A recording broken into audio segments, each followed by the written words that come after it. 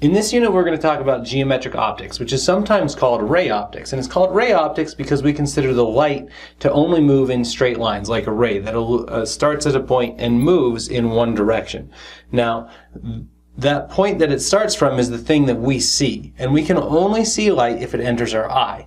So when light enters our eye, we see what it comes from. And so that means we can see luminous sources, and a luminous source makes its own light. But we can also see illuminated things. And these are much more common. So illuminated objects reflects light from something else. And so when we look up at night and see the stars, those are luminous. They're producing their own light. That light shines through millions of miles to get to us, and we're like, oh, look, a star. But when we see the moon, that's illuminated. The moon doesn't produce its own light. It's shining with the light from the sun. So the sun's light hits the moon reflects that light back into our eyes. We see that. Whoops.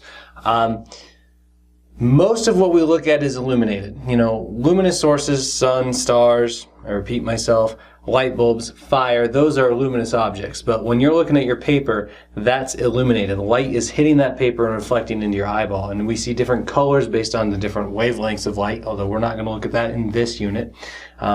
And we can actually see optical illusions when light doesn't behave how we think it's going to, right? So if you've ever been driving and you've seen that wet spot in the road that you never quite get to, that's because the light is bending. And our eye doesn't understand that light bends. It just assumes that light moves in straight lines, in rays. And so when it bends, it messes with our interpretation of the world. We think something's happening that isn't because we think the light is moving straight when it isn't.